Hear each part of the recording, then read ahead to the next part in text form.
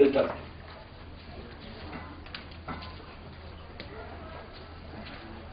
A true government is that in which the citizenry of the nation is well informed. With the passage of Right to Information Act 2005, the Indian democracy assured to its people that they have got the right to get correct and right information from the government.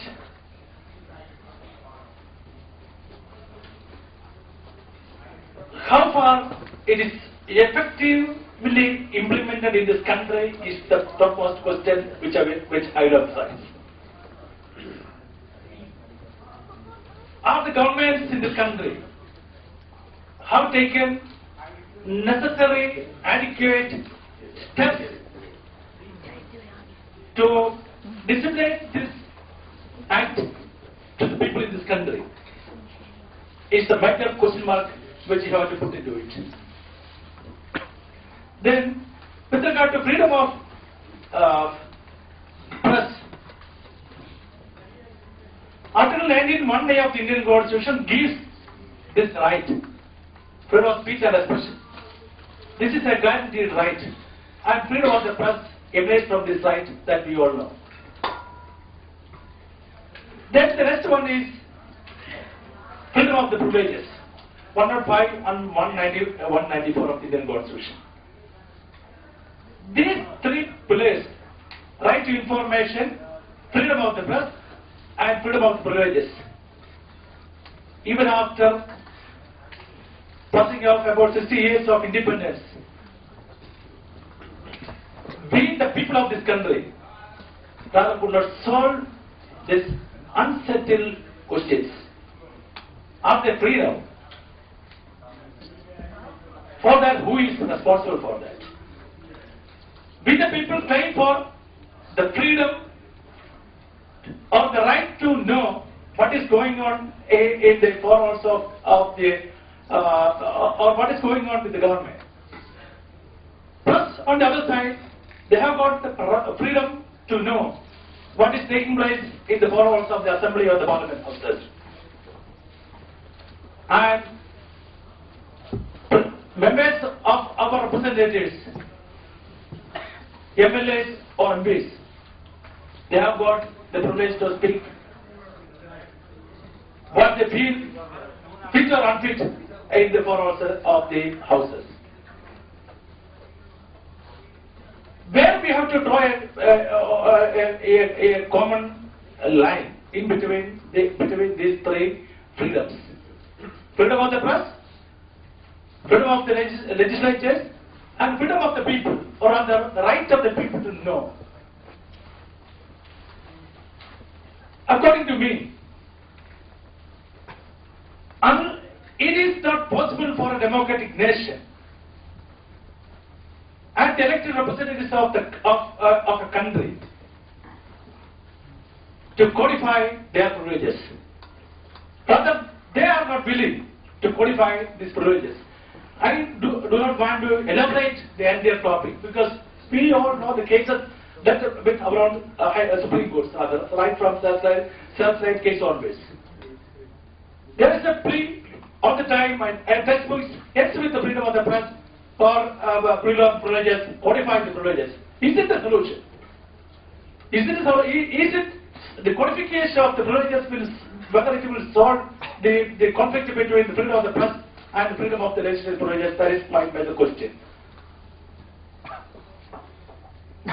Then, what we will link with, how we will link with the right to know in this regard?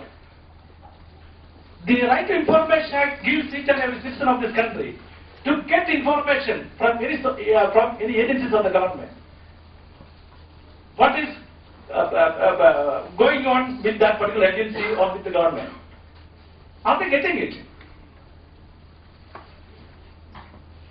My major question with regard to these three, right to information, freedom of the press, and freedom of the privileges is that unless we the people, the press and the members of the parliament keep a restraint on themselves in exercising this freedom, then conflict situation can be reduced. That is my major contention of this paper. Simply by codifying the legislative privileges in this country, I don't think that no violation will take place of judicial, no violation will take place with regard to the freedom of the press and freedom of the legislatures and freedom of the people, which is currently under freedom under 19(1)(a). This conflict will definitely happen in the democratic polity of a nation, because people, their representatives, the press, have got their own rights to do their duty in the democratic polity by disseminating knowledge by the press. A good government is that government which assures the citizens in this country or in a country that they are well informed, rather misinformed or malinformed or not informed. This function mainly being exercised in this country by the press only. Therefore, freedom of the press can never be curtailed, even if it conflicts with 19 and 104 or 105 or 194. Then till it is codified, to solve this problem, I may say to the extent that till they are codified, if the legislatures, even if they venture to codify it, till it is codified, they must be submitted to the freedom of the legislatures must be submitted to Article 19(1)(a) or Article 21 of the Constitution, right? Life and personal liberty of the individual citizen in this country. This conflict situation, right from the inception of the Indian Constitution, we see as pillars day by day. Therefore, what is the solution? The main topic of this topic is with regard to freedom of the press. My question is, what is wrong in it in reporting what is happening in the 4 hours of the legislative houses or in the parliament? Because they are the elected representatives of we the people. If we are supreme, the privileges are attached above to 19(1)(a). Is it not better for the nation to assure the people of this country, guaranteeing the freedom guaranteed under Article 19(1)(a) or Article 21 of the Constitution, that you are free to exercise it, but reasonable restrictions are always there. But you keep a restriction on the freedoms which we have called upon to exercise. While exercising the freedom, keep a restriction upon it. What is wrong if a press is reporting a matter which is taking place in the legislative houses of the parliament? Are they not free? At this very same time, are the members of the legislative houses of the parliament, are they not free to exercise their right to speak or to exercise their freedom in the floor also? They are also totally free. What is wrong in it? What is wrong in it? There is nothing wrong in it. Or so also there is nothing wrong if it is reported by the press, because we have got the right to know about it. Because we are electing it. They are enjoying certain privileges. Then how I am linking with the Right to Information Act 2005. Suppose if an ordinary citizen in this country is applying for what our elected representative has spoken today in the House of the Parliament, is he not entitled to get, or has he got a right to know what my elected representative has spoken in the Parliament about this particular topic? We have enough number of freedoms. Therefore, these three freedoms, right to know, freedom of the press, and legislative privileges, must prevail in this country, and they must have their own freedom. But only thing which I emphasize is that we, the people, the press, and the members of the legislative houses, when they exercise their respective rights, they must always remember within their mind about the reasonable restriction clause which is attached to the privileges or the freedom which are guaranteed under the Indian Constitution, thereby only the democratic polity of the nation can be made successful. Definitely, true democracy in this country will survive and flourish and will cherish. With these words, I conclude. Thank you. And necessity of codifying the laws so that may be reduced or minimized to a greater extent. Now I request Mr. P.K. Jayakrishnan, he is advocate in the Supreme Court, to Mr. Shiva Kumar, Professor Shiva Kumar. Professor Shiva Kumar, he is research professor in Indian Law Institute. Rajesh Agarwala, Mr. Jeremy Dane QC, then Professor David D. Beck from Birmingham University, Dr. Georgios, other my colleagues, friends, senior bureaucrats, ladies and gentlemen. My topic is the role of role of media in a democracy. Dr. Georgios has already dealt with the statutory provision and restriction, what is the need for this.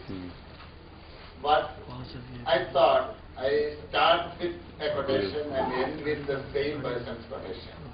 Whether it is relevant or not, that you can discuss and you can come to a conclusion.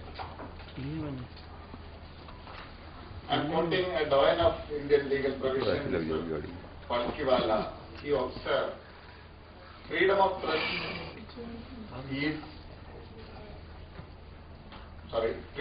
is to the press what oxygen is to the human being. It is essential condition of its survival.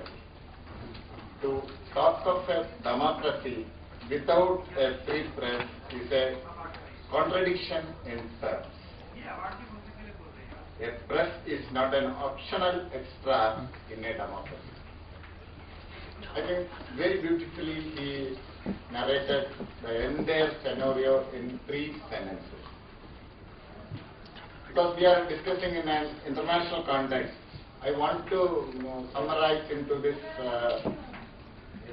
press law or freedom of press or media freedom. We are having 3 constitutional contexts. The first one is where there is no written constitution, yet the host of statutes delimit the freedom. You know that one. It is a situation where UK holds. Then the second context is where reasonable restrictions are permitted to impose by the Constitution itself, and the court is called upon to decide whether the restriction is reasonable or not. As you know, in the Indian situation. The third context, of course, is American. Everybody knows the written constitution guarantees freedom of expression without any limitation, but the court may impose restrictions. These are the 3 contexts, constitutional contexts in the world the press is governed.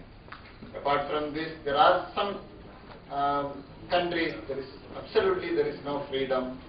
The dictator or the ruler will decide what is press freedom, is there any press or not. I am not going into that. If we are legally discussing, these are the 3 constitutional contexts in India. That's why here then I want to inform the Indian context. Indian judiciary, we can say this is an example for reasonable restrictions are permitted to impose by the Constitution itself, and court is called upon to decide whether the particular restriction is reasonable or not.